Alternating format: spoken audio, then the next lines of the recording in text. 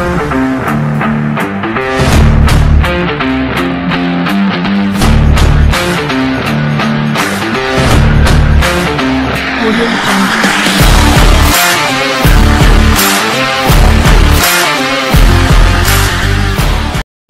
Hello வணக்கம். இது உங்கள் தமிழ் சிறை. டெல்லி கேபிட்டல்ஸ் அணி மீது ஆதிக்கம் செலுத்தி அந்த அணிக்கு மரண அடி கொடுத்தது மும்பை இந்தியன்ஸ் அணி. பும்ரா ட்ரெண்ட் போல்ட் வேகத்தில் சிக்கி சின்ன பின்னமானது டெல்லி கேபிட்டல்ஸ். இதுவரை இல்லாத அளவுக்கு டெல்லி அணியை துவம்சம் செய்தது இந்த ஜோடி.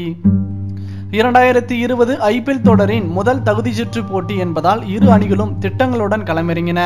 மும்பை அணியில் பும்ரா, ட்ரெண்ட் போல்ட் மீண்டும் அணிக்கு திரும்பினர். முதலில் பேட்டிங் இறங்கிய மும்பை அணி ரோஹித் சர்மா, கிரண் பொல்லார்ட் உள்ளிட்ட முக்கிய வீரர்கள் டக் அவுட் ஆனர். ஆனாலும் இளம் வீரர்கள் பொறுப்பாக ஆடினார்கள். இஷான் கிஷன் 55 ரன்களும், சூரியகுமார் யாதவ் 51 ரன்களும், டிகாக் 40 ரன்களும் எடுத்தனர். ஹர்திக் பாண்டியா அதிரடி ஆட்டம் ஆடி 14 பந்துகளில் 37 ரன்கள் சேர்த்தார். இறுதியாக மும்பை அணி 20 ஓவரில் 200 ரன்கள் சேர்த்தது. அடுத்து டெல்லி கேபிட்டல்ஸ் அணி சேசிங் செய்ய துவங்கியது. அந்த அணிக்கு பிருத்வி ஷா, ஷிகர் தவான் துவக்கம் அளிக்க வந்தனர். ட்ரெண்ட் போல்ட் வீசிய முதல் ஓவரில் பிருத்வி ஷா, அஜன்கே ரஹானே டக் அவுட் ஆனார்கள். அடுத்து பும்ரா வீசிய ஓவரில் ஷிகர் தவான் டக் அவுட் ஆனார்.